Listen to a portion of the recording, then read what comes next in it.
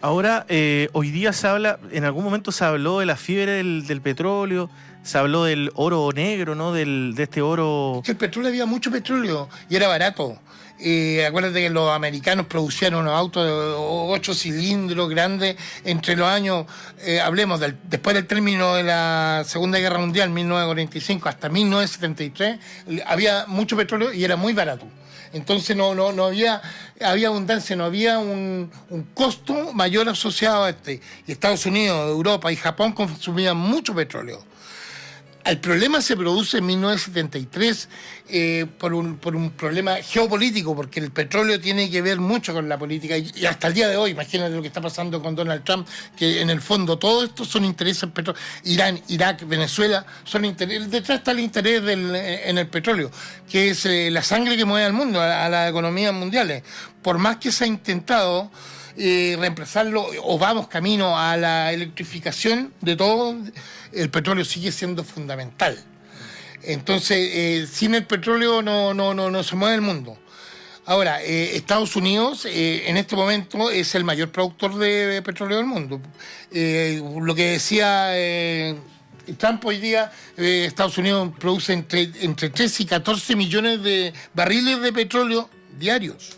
Es el mayor productor, seguido por Rusia, que produce 9.000 millones de barriles diarios.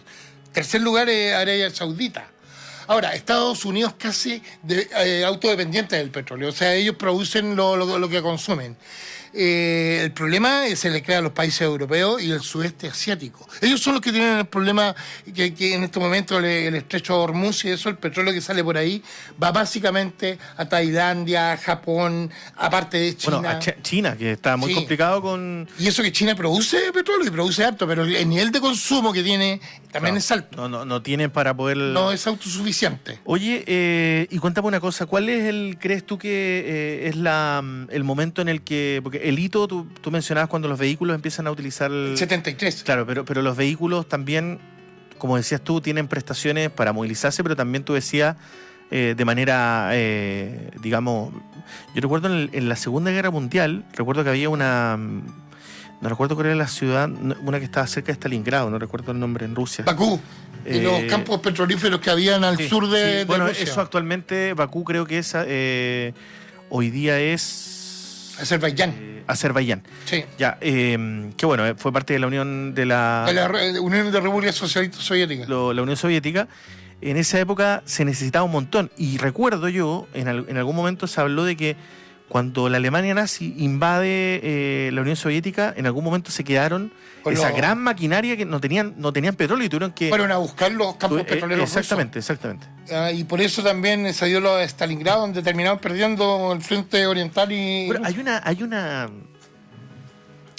una parte de esa historia bien interesante. Bueno, en la Primera Guerra Mundial también habían algunas cosas... se utilizó el petróleo en esa época. Ahí se empezó a utilizar en forma masiva y en forma militar. Bueno, el salitre ni hablar, pues el salitre... Claro. En Chile sabemos harto de eso. Bueno, hasta que Alemania creo que fue el salitre sintético. Pero en la Segunda Guerra Mundial hay un general, a ver si hay algún auditor que se acordará el nombre. ¿Patton? No, un general alemán. ¿Ya? Que estuvo a cargo del Ejército Rojo de la Operación Barbarroja, y que cuando van en camino a Rusia... A Moscú. Bueno, ellos llegan bastante cerca, llegaron bastante cerca, estuvo la batalla de Kursk, que fue tremenda, se enfrentaron blindados. La batalla más grande del mundo de blindados. De blindados, la batalla de Kursk. Pero cuando en un momento le dicen, bueno, vamos a Hitler, que era un tipo muy obsesivo con su idea y que no conocía mucho de historia militar, había sido cartero en la Primera Guerra Mundial, había sido infante, había sido un cabo infante, digamos. Sí. Mensajero. Fusilero, pero después fue utilizado como mensajero.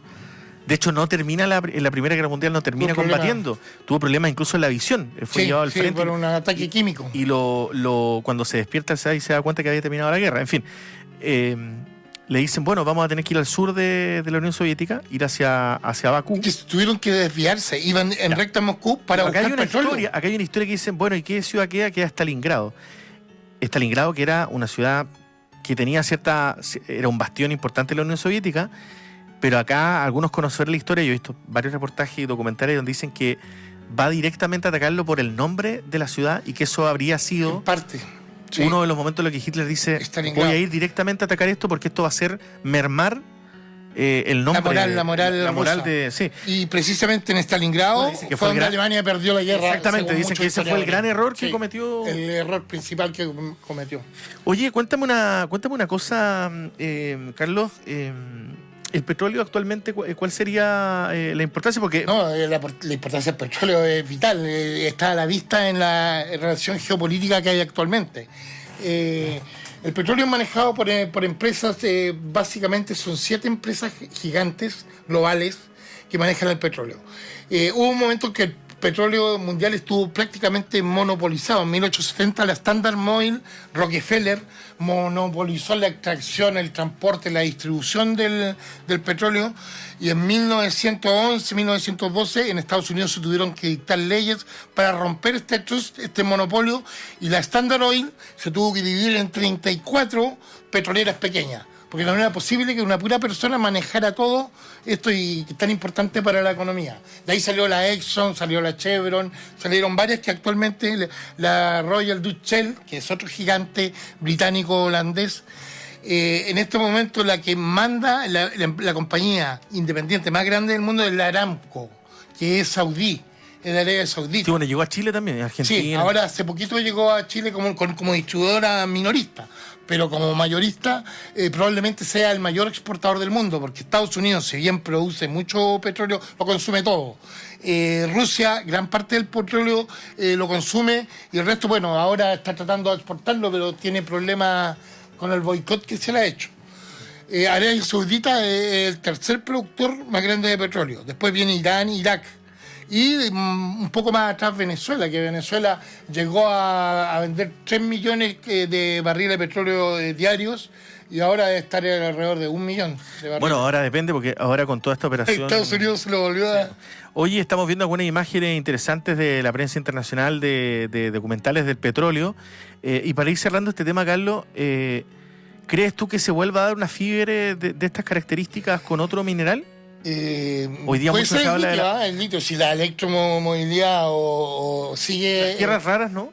También, pero es que la tierra rara es un mineral más estratégico que se ocupa en celulares, en la carrera espacial y en armas. En cambio, de uso masivo está el petróleo. El petróleo hasta el momento es irreemplazable, y en el corto plazo, en el mediano plazo también, no se le ve reemplazo.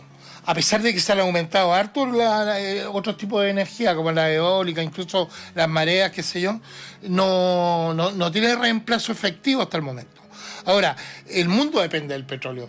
El país que tiene mayores reservas de petróleo en el mundo es Venezuela. Es un petróleo especial porque es un petróleo que necesita ser refinado, es un petróleo que se llama petróleo pesado. Y la mayor parte del petróleo increíble venezolano se refina en Estados Unidos. Venezuela no tiene refinadoras de tanto volumen como Estados Unidos. Y lo último, Carlos, ¿en qué crees tú en qué etapa crees que tú está el petróleo ahora? Bueno, el petróleo, en la etapa que está en $105 el barril, que es mucho. Puede que siga subiendo con los discursos que se mandó hoy día Trump. No se sabe para dónde va la micro, si la guerra con Irak va a terminar, va a continuar. Lo cierto es que nos está saliendo a todo el mundo, claro, y esto va a redundar en inflación para todos. O sea, es una cuestión donde nadie gana, y el petróleo se va encareciendo cada día más.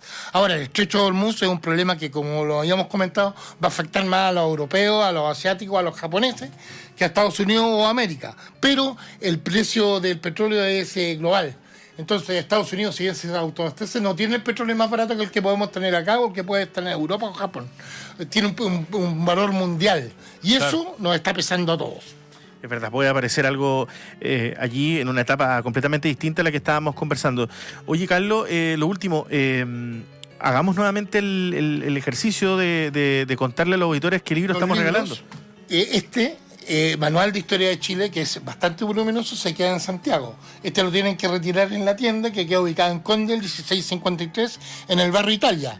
La persona que me argumente mejor por qué quiere este manual, lo pasa a retirar, puede ser a partir de mañana.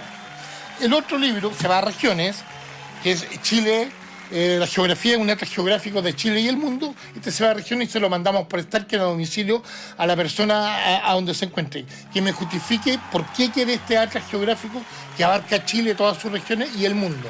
Son 2 libros que, si bien no son muy detallistas, muy específicos, dan una panorámica genial de lo que es la historia y lo que es la geografía de Chile. Ahí está. Buenísimo. Ahí están los dos y ahí está el código QR de Carlos para que ustedes lo puedan ahí descargar. Escanear es muy fácil hacerlo y me pueden pedir ahí, a ustedes auditores, me pueden escribir y me pueden decir, ¿sabe qué? No tengo QR, no sé ocupar el QR, bueno, yo se lo envío al WhatsApp. Igual de válido, porque no todos tienen Instagram y no tienen por qué tener. Pero WhatsApp es la alternativa. Exacto, ahí estábamos revisando entonces lo que tenemos acá con Carlos Barría de Casa Sar. Carlos, haz la invitación entonces para que te vayan a visitar lunes a viernes, ¿no? Sí, estamos de lunes a sábado. De lunes a viernes estamos de 10 de la mañana hasta las 20 horas y los sábados estamos desde el mediodía hasta las 20 horas. Y este fin de semana vamos a atender seguros viernes y sábado, así que nos pueden ir a visitar. Buen panorama, vayan a la tienda con tiempo. Tenemos habilitadas en estos momentos 12 salas temáticas para que las puedan recorrer la tienda y pueden haber historia, filosofía, literatura, deportes. Bueno, hay 12 salas para que las vayan con tiempo. Bien, Carlitos, muchas gracias por haber estado con nosotros hoy día. Mario. Siempre un gustazo conversar contigo. Igualmente. Bueno, gracias por todo. Chao, nos reencontramos la próxima semana. La próxima semana nos vemos con otro tema especial. Ya lo sabremos. Bien, nosotros seguimos avanzando, 2:48. En el trasnoche de la radio. Historia, patrimonio y antigüedades. Junto al profesor Carlos Barría de Casa Sar.